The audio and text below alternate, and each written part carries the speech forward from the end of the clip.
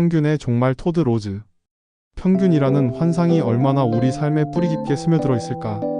이 책을 읽기 전까지 전혀 의심조차 하지 못했던 평균이라는 문제가 책을 통해 문제로 인식되기 시작했다. 오류라고 의심조차 할 수도 없을 만큼 우리는 평균의 함정에 깊이 빠져 있었음을 알게 된다. 우리나라가 엄청난 속도로 산업화를 이룬 것은 우리의 모델인 선진국들이 잘 닦아놓은 길을 열심히 달려왔기 때문이다. 가야 할 방향과 목표가 정해져 있었기 때문에 거기에 빨리 도달하기 위한 속도만 고민하면 됐다. 아마도 빨리빨리 문화는 이 과정에서 생기지 않았나 싶다. 이 과정에서 우리나라 교육도 정해진 교과 과정 또는 매뉴얼을 빨리 습득하는 학생들을 양산하는 시스템으로 정착됐고 그것은 매우 효과적인 것으로 여겨졌었다. 그런데 정작 문제는 우리가 그동안 열심히 달린 결과 선진국으로 진입할 수 있는 문턱에 도달한 요즘에 생기고 있다.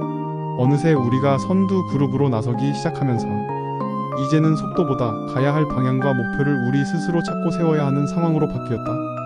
여기에다 쓰나미처럼 밀려오는 4차 산업혁명의 물결은 산업 분야를 넘어 사회 전 분야로 급격히 퍼져나가고 있다. 사람과 사람, 사람과 사물, 사이버 세상과 현실 세계가 연결되고 엄청난 양의 데이터를 처리할 수 있는 세상에 살게 됐다.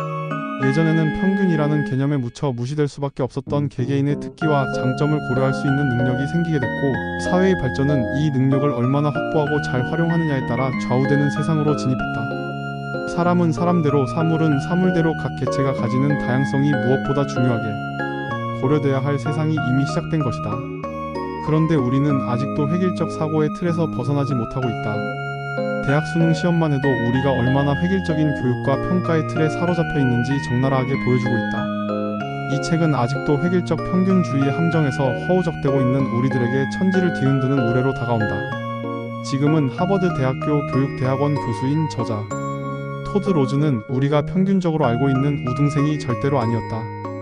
고등학교를 중퇴하고 최저임금 일자리를 전전하면서 공부해 결국은 하버드 대학교 대학원의 교수가 되고 세계 최고의 교육학자가 됐다.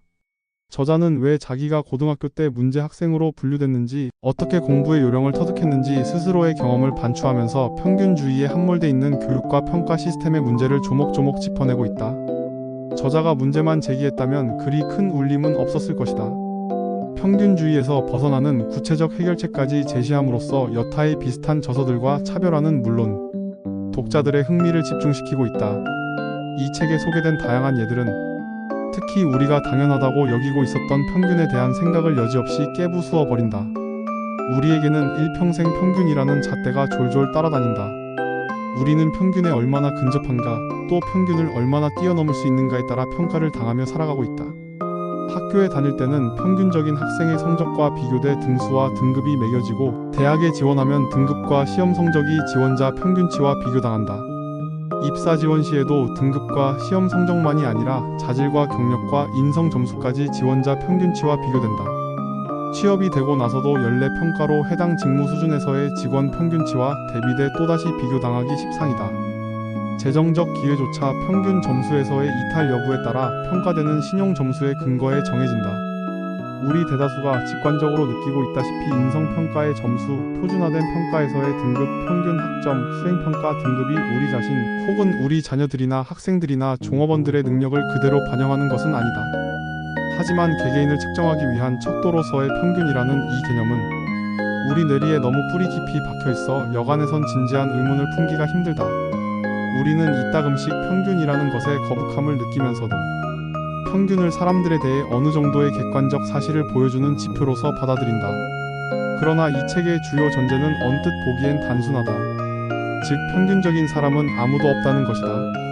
이 책을 읽으면서 깨닫게 될 테지만 평균적인 신체 치수 따위는 없듯 평균적인 재능, 평균적인 지능, 평균적인 성격 같은 것도 없다. 평균적 학생이나 평균적 직원도 없고 그 점에서라면 평균적 두뇌 역시 없다. 이러한 일상화된 개념들 모두는 잘못된 과학적 상상이 빚어낸 허상이다. 평균적인 인간과 관련된 현대의 이런 개념은 엄밀한 진실이 아니라 인간의 잘못된 통념이며 150년 전에 유럽의 두 과학자가 당시의 사회 문제를 해결하기 위해 도출해낸 발상이 그 시초였다. 이 두 사람이 생각해낸 평균적 인간의 개념은 사실 수많은 난제를 해결했으며 심지어 산업시대를 촉진시키고 그 틀을 잡아주기까지 했다. 하지만 우리가 사는 지금은 더 이상 산업시대가 아니다. 지난 10년 동안 저자는 개개인학이라는 흥미롭고 새로운 이 분야 융합 학문에 참여해왔다. 개개인학은 평균을 개개인의 이해를 위한 주요 도구로 삼길 거부하며 개개인을 이해하려면 개개인성 자체에 초점을 맞춰야만 한다는 주의를 내세우고 있다.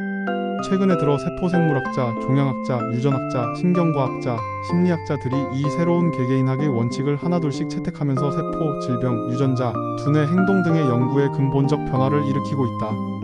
재계에서 손꼽히는 기업 여러 곳에서도 이런 원칙을 도입해왔다. 이 책의 여러 장에 걸쳐 개개인성의 3원칙인 들쭉날쭉의 원칙, 맥락의 원칙, 경로의 원칙을 설명해준다. 이 3원칙은 저자가 몸담고 있는 분야의 최신 과학 지식에 바탕을 둔 것으로 우리 자신만의 진정한 고유성이 무엇인지 헤아리는 데 도움이 될 것이다. 게다가 삶을 유리하게 이끌기 위해 우리의 개개인성을 온전히 활용할 방법까지도 다루고 있다. 제트기 시대에는 더 이상 제2차 세계대전 때의 항공기로 비행할 필요가 없으며 존재하지도 않는 노르마에 우리 자신을 비교할 필요도 없다.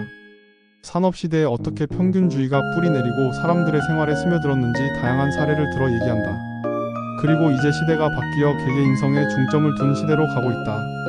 여러 기업들에서 평균주의에서 벗어나 개개인성을 중시하는 사례들을 살펴본다.